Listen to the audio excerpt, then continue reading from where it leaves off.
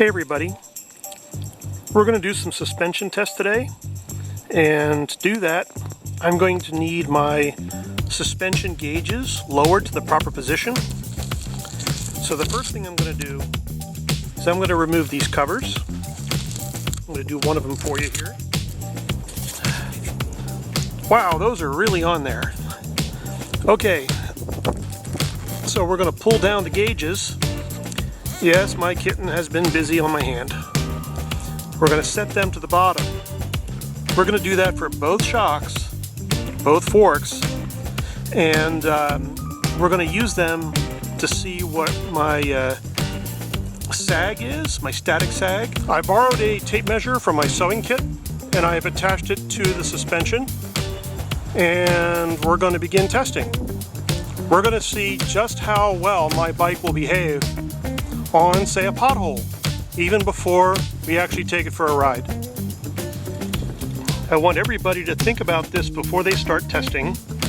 Would you ever test your front forks dry or wet? Well, I'm going to add a little lubrication to make sure that when I do my test, it's done right.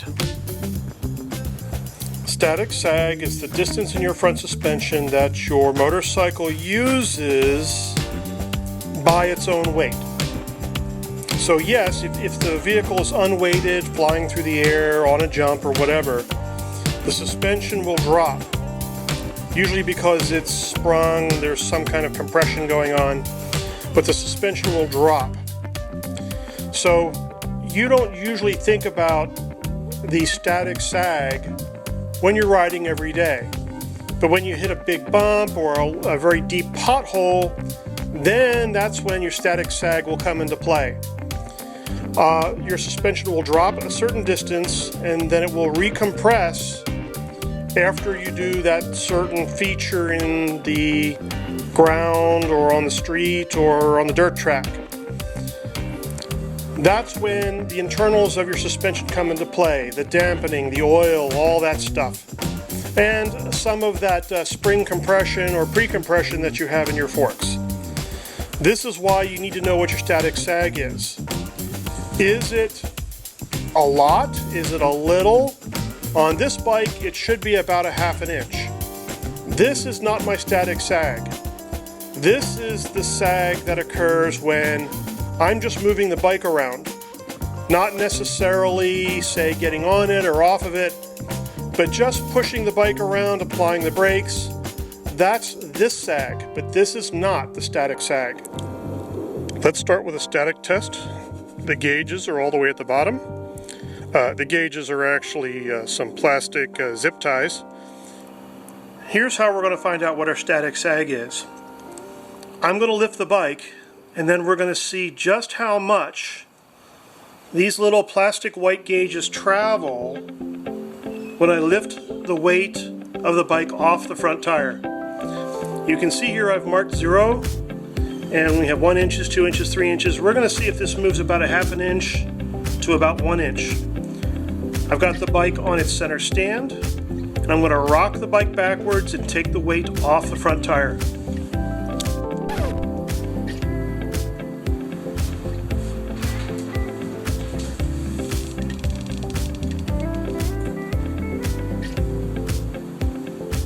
Can you see that? I'm going to put the bike back down. From that little test, you can tell that my static sag is around 1/2 inch or less. So it's not a lot. Here is my spring compression adjuster. It can be adjusted with a hex key wrench. With my weight on the front suspension, I get a much greater sag. That's about 1.5 inches or so. I'm going to get on the bike while it's on its center stand, and we're going to see what that sag is.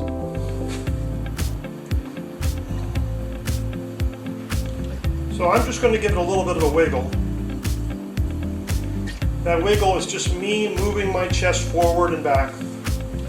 So this is typical for me, just moving every day, not applying the brakes. Let's remove the tape measure and prepare the bike for a real-world test. So you can see how incredibly technical this is.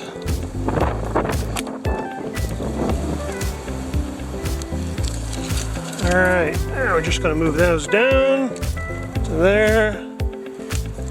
Okay, now let's get the bike turned around.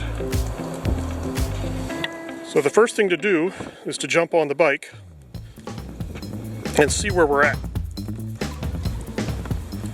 Alright, so I didn't jump on the foot pegs there, I just kind of slid over. So I'm on the bike, and I'm not shaking the bike, I'm not doing anything, all I did was sit on the bike. Now let's get off. I'm going to have to get off using the foot pegs here, so I'm going to go high up and off. Alright. So, let's look at that. Now we're going to get back on and do an end of driveway test.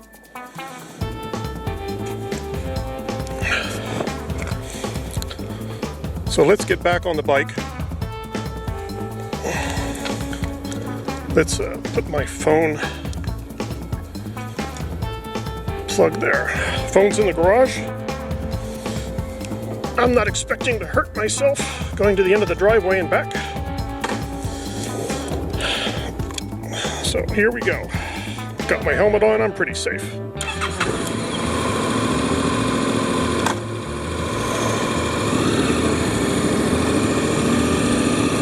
Okay, so we're going to do this standing up. When I do it standing up, there's going to be a little bit more pressure on the forks. Of course, we have the Amazon guy here.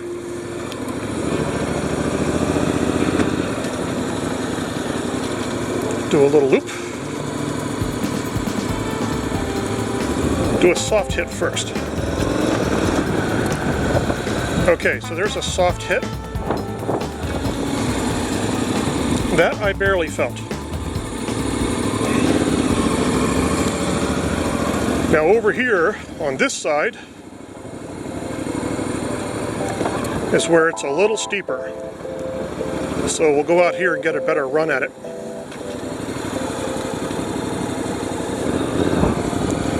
That quiet core is really working.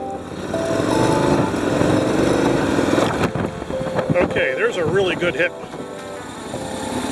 So that's, 4 to 6 inches. The suspension's got to move for that one. I've got 220 pounds of weight on it. So let's see how we did.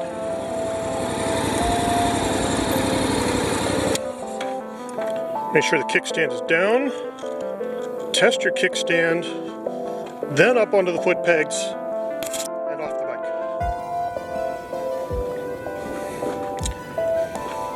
Wow, that went pretty far. So I used a lot of the suspension for that. That is a good thing. My suspension is well tuned. I like it. I barely felt that hit. That was really good. So let's get a good look at that. So I'm going to put that, somewhere where I'll remember it. That's right at the silver part. And then we're going to raise up the camera and see where we are. We're at exactly 3 inches. Let's go out to the end of the driveway and see how tall my curb is. If I get down really low, that's about 3.5 inches from the ground, and then there's a certain lift which would probably bring that up to around 4 or 5 inches. So yeah, that suspension really soaked that up pretty good. I'm pretty happy with that. I just want to thank everybody for watching my videos. I was kind of surprised when I put up a test and a dozen people had already watched the video. So thank you for watching, I really appreciate it. You are a bad kitty. Yes, you are. You are a very bad kitty.